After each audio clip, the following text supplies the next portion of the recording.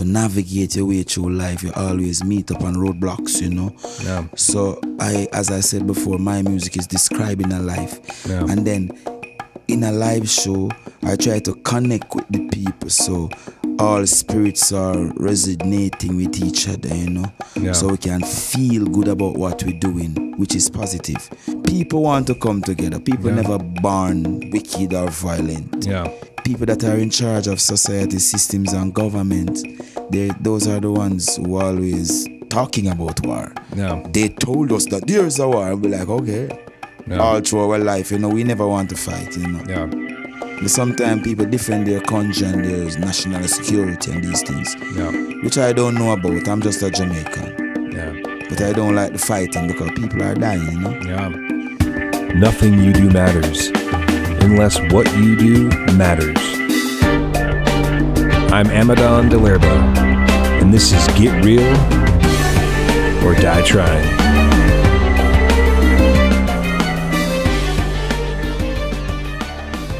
How we doing, tribe? This is Get Real or Die Trying with Amadon DellErba, episode 41. I am super blessed today to be sitting down with Lutan Fyah from Jamaica. He's a reggae artist and musician, and he's playing here in Tucson, Arizona at our venue. And I'm just delighted here to chat it up with Lutan. How you doing, brother? Greetings, enough respect. Nice to be here in this sunny city. Yeah. You were saying it's not too bad. Huh? It's about as hot as Jamaica, right? Yeah, man, similar to Jamaica, but Jamaica have a little wind, you know? Yeah. Cool breeze. And of course the ocean. Trees, you know? Yeah, it's a bit drier here. Yeah, man. Yeah. See? So yeah, I've been listening to your music for 4 or 5 years now, and love it. You know, I've always loved reggae music, but I appreciate your positive message. Yes, kid. And the spiritual vibration, you know, and the positive vibes of your music. And I was reading a little bit about your history, and I think you got into music a little later in life. And you were a professional football player, or as Americans would say, soccer. Soccer. Yeah. And were you an architect too? Did I read that? Well, I did some of that when I was growing up, you know. Okay. Learn it in school. Okay. Yes, cool. sir. And then you, went to music, which is great. And yeah, just tell me about your passion and what you want to achieve with your music in the world. Well, you know, give thanks again, world. Glad to be here with you. Nice for having Lutan Fyah. It's a privilege for me. Thank you. Saying, my passion now is like as a human being in the earth and studying mankind history. Yeah. Studying religion and politics, I come to realize that a lot of people across the world are treated unequally, you know. A lot of people are suffering. A lot of people are dying. A lot of uneducated people, a lot of people in poverty, you know. And it doesn't have to be like that. It's easier than how it is, you know. Yeah. So with my music is to describe a life how human being can escape from the day-to-day traps of always wanting and having, you know what I mean? So the music is like a pathway for clearance, and give a clear vision of what you can look at, how you can look at life and survive without from a mental issue, you know. Free man. You know. That's the message in my music, you know. Yeah. Get out of the rat race. Yes, sir. Get out of the rat race, you know. Stand firm. Yeah. Yes, sir. Yeah, and so what your Rastafari, what are some of the main the tenets of your belief of the Rastafarian, you know? Well, first and foremost, the first thing about Rastafari is knowing that we are all one people, you know? Yeah. Right across the board, no matter what political affiliation or religion. And that is the coming together of humanity, the balancing of all different ideologies and religion, and how people see things, you know?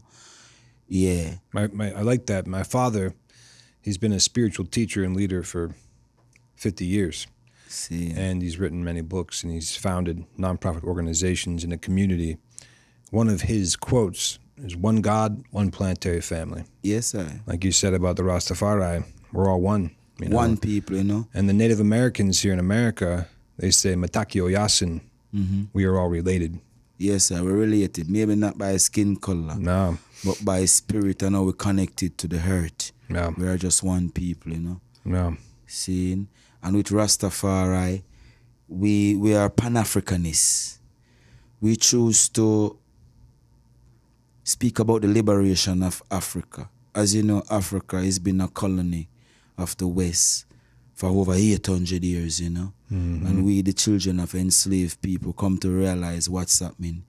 So we Rastafari people, we choose to try to declare and point out what's happening in Africa and the globe at large. You know what I mean? So that's the real mission of Rastafari, to show the enslaved people that Africa is their real home, you know? So bringing them back to the motherland. Yes, man. Interesting, yeah. Yeah, I was in here yesterday doing a podcast with an Apache, Native American Indian. Yeah. And he was talking about decolonizing and the mindset of that and colonization. You know, and you talked about Africa being colonized for nearly 800 years. And the Europeans, of course, have colonized the whole world, essentially. Yes, man. But, yeah, I was always curious because I never knew enough about the Rasta tenets about Africa and why it was so important. But it is the motherland. Yes, you know, your man. ancestors all come from there. Yeah. And so we still communicate with our ancestors every day. We never leave our ancestors. They're always with us, you know. Yeah. Because we'll find a way to connect with them and keep them close, you know. Yeah. Yes, I. And so by educating people about that, you know, from whether it's here in America or in Europe or wherever it may be, how does that help them in their consciousness? It just helps them realize their ancestry and to be liberated in their mind, to take the metaphorical shackles off. Yeah, as what Marcus Garvey said, emancipate yourself from mental slavery. Bob Marley sing it also. Yeah. So the message of this music is to allow my people to come to a realization of themselves, where they are today and where they should be, where they're going. You know what I mean? And with Africa, African people are known as the poorest, and the continent of Africa is the richest continent. So this music is to transform that situation, you know, so that African people can be able to be sovereign again and own what they really have. Do you know your ancestry in Africa? What part of Africa? Well, I went to Africa a few times, and when I was in Guinea Conakry, I met up on people from tribes they call Fulani tribes. And they gave me a name and let me know that I am straight from their ancestry, you know. So my ethnic group in Africa, we call them Fulani. Fulani. Yes, I. And that's West Africa? West Africa, Yeah, Guinea, yeah. yeah. Cool. It's Fulani people is all over Africa because originally we are from Ethiopia. Yeah. You know, but we are kind of nomadic business people. Yeah. So we're always moving around. So if you check the 52 states of Africa, you can find Fulani. Cool. So with your music, I've noticed too that you do a lot of collaborations. You're a featured artist on a lot of other musicians' albums and songs, which is very cool. And I think that's how I first discovered you maybe 10 years ago. I was listening to another artist, which I can't even remember. And then you came in doing your style, you know, kind of that Jamaican rap. And I was like, oh man, that is I did awesome. that song with Revolution. Oh, Revolution, yeah, that was a big one. I think that song is popular. Very popular. Yeah, I was listening to that years ago. Good vibes. And good bringing vibes. out the good Yeah, vibes. yeah, and you coming at the end. Yeah. Yeah, and I was like, I like that. And I looked it up and I was like, oh, Lutan. And I found your other stuff, yeah. Yes, man. But it seems like you're doing a lot of collaborations, which is great. Isn't that just people contact you because they like your style? And normally people contact Lutan Fyah via social media, email or my WhatsApp. And then. Also your dub plate, Little Lion Sound. Yes. I followed that Instagram for years because I love like Queen Omega. So many good ones. And then you're on there. And I was like, oh yeah, it's Little Lion is creating a wave. We're friends for years now, and then we come of age. He's got a good thing going on. Yeah, great thing going right now. Yeah. See. Cool. And so when you play your music, when you're at a concert, you do your songs, and then you want, everybody leaves that concert. What is it that you would hope those people leave within their heart and mind? The message of peace is in the music. And peaceful people normally come to a reggae show. Yeah. But every day they're in problems across in their day-to-day life. It doesn't mean it's a upheaval between them and another person, but to navigate your way through life, you always meet up on roadblocks, you know? Yeah. So as I said before, my music is describing a life. Yeah. And then in a live show, I try to connect with the people. So all spirits are resonating with each other, you know. Yeah. So we can feel good about what we're doing, which is positive. So we live with a positive energy, you know. Nice, yeah. Yes, sir. Peace is needed on this world right now. Yeah, it's a turmoil right now. I hear them then- mention nuclear a few times. Yeah, yeah. What you mentioned about coming together and people Yes, realizing man. we're all one. People want to come together. People Yeah. never born wicked or violent. Yeah, You know, when you check the world and the wars of the world, you realize that people that are in charge of society, systems, and government, those are the ones who are always talking about war. yeah, They told us that there's a war, and we're like, okay. yeah, All through our life, you know, we never want to fight, you know. yeah, But sometimes people defend their country and their national security and these things, yeah, which I don't know about. I'm just a Jamaican. yeah. But I don't like the fighting because people are dying, you know. Yeah. You know, I've been a fan of Bob Marley, of course, for years, legend. But his music, you know, is a message of peace. And then that new movie that just came out, I liked how they focused on his message, not so much his music and his life. Yeah, I mean, that was part of it, but but the message was so It's important. important. He's all about the peace, you know, and bringing people together. And it portrayed him as the activist that he was. He was an activist. He put his ass on the line, you know, just very much so. speak you the know. truth, you know, and bring people together. So that's Bob Marley is like more than just a national hero. You know? He's the most famous man in the world. You know that, right? yeah. He's more famous than Jesus. You know that, right? Yeah. And that is the connection, live connection with people. When they left with a positive energy. Yeah. So that is how Bob Marley thing work, you know? Yeah. Speaking of Jesus, what is Rasta and the Bible? Where does that come into? Because I know that, you know, Bob Marley's quoted scripture quite a bit. Yeah, well, originally Rasta come from the Judeo-Christian background, you know, because, you know, the enslaved people was the people who have to run to the church to find a little solace and a little space to breathe, you know. And through the studying of the Bible and mankind history, we come to a proven conclusion that Haile Selassie is the liberator of this humanity. And this is how the connection with the Judeo-Christianity and the Rastafarian movement did come about, you know, through the studying of the Bible, geography, and history. We come to realize that Haile Selassie was spoken about in the Bible, and his manifestation would have to be observed. So I and I as Rastafari observe Haile Selassie. Yeah. Yes, I. Okay. Yeah, I knew about that. He's from Ethiopia. Yeah, man. Because if you check the world, you know. Yeah, so now, say if he was Jesus, now he's gone, do you think Jesus is coming back again? No, there's no gone for Christ, you know. Ah, he's in our hearts. Yeah. It's like there's that. No gone but do you think he's going to come back in flesh and blood or in divine form? Rastafari never speak of that kind of prophecy. Yeah. Because that kind of prophecy is not we know of. We know of Haile Selassie come and we are here with him now. Yeah. You know what I mean? Great kings and prophets have died waiting to see this day. This day is Haile Selassie day, you know. Because as I was trying to say, ideologies run the world and philosophies. Nations, millions, 8 billion people live by what people think. Philosophers create ideas and system, democracy, communists, socialism comes from a few great men, ideas. And the world is about all that now.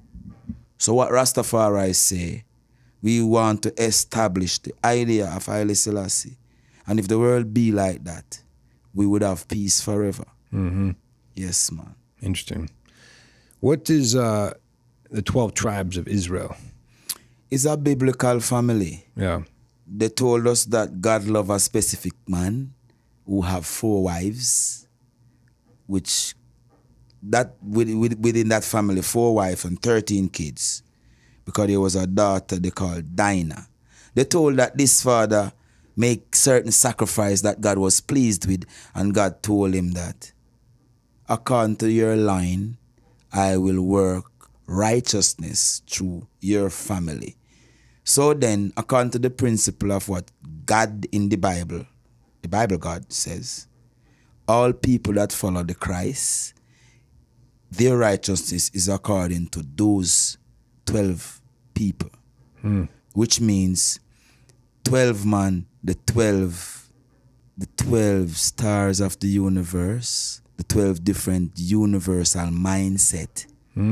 is those 12 people. So when you walk with that 12 people, you walk with the entire universe. You walk with everybody. That's cool. Because everybody is alike or similar to each of those 12. So this is why they say Jesus walked with the 12 man, because he walked with the entire universe. Yeah, that's cool. Does the Rastafari tradition, belief, ever talk about reincarnation, past lives? Some people believe through experience and studying. Some people don't, because they just don't feel that way. Yeah. But for me, I deal with this now, you know. Yeah. But still I say spiritual blessing is the eternal guide for this life and the life after. For man ranks supreme among all creatures, led forward by spiritual powers, man can reach the summit destined for him by the great creator. Yeah. So the spirit never die. Just like if you remove this house, the spot is always here. Yeah. So if you move this body, the spirit is always here, you know. Yeah. Interesting. So growing up in Jamaica, did you experience a lot of conflict and like civil unrest, or was, I mean, at your age, some of that was probably calmed down a little bit, or was it still happening in the streets? I know it's different than Marley's time, but I was born in them times. Yeah. In the Marley's times. Because you were a kid. Yeah. Yeah. Those were the 70s, the 77, the 78, 79. I was like 2, 3 year old, 1 year old. Yeah. In them times. Saying it was a political upheaval between two different parties. One people, two different factions of political party who were trying to have control over the people. And I think they got influence from bigger first world country across the world, where some people decide they're gonna fight to let the party win the election, you know. So somehow a lot of guns came. Jamaica don't make guns, you know, but a lot of guns were there. Yeah. And they fight to win, and a particular party win, you know. At that time in Jamaica, it wasn't this big violent movie style killing. Yeah. It was just rude boy and Rastafari people who were fighting for equal rights and justice to make the people and their community better. It wasn't a gangster kill people kind of thing, you know. But as time go by and the movies in the 90s and this trend and the slang and the style, Yeah. and the hype, everything spill over into people against people. Yeah. You know what I mean? So this is how Jamaica turned out to be like how it is today. Jamaica is not a violent country. No. Never. And will never be. In every country, you have some people who do violence. That's why you have law and you have jail and prison. Yeah. And this is how it is in Jamaica. Yeah. Cool, Yes, man. Well, Good I times. appreciate you, man, coming in and talking to me. And is there anything else you'd like to tell my listeners or tell people who are listening to this, any message? My message is to your listeners. I don't know the demography or the amount of people that follow. But if it is just one or a million or millions, I said give thanks for you to tune in, to listen to this conversation. And if you want to find more of Lutan Fyah, you can find me at Instagram, that is Lutan Fyah Music. And you can also find me on Facebook, that is Anthony Lutan Fyah Martin. And for me now, I'm about to release an album sometime in October. We call this one Strength and Resilience. Nice. So I want you, my people, my family, my friends, brothers and sisters, tune in, support, and we all can vibe together, you know? Love it, brother. Rastafari. Much respect, man. See? Thank you. Alright. Aye. Subscribe, like, share, follow. You know the routine. Thanks for listening.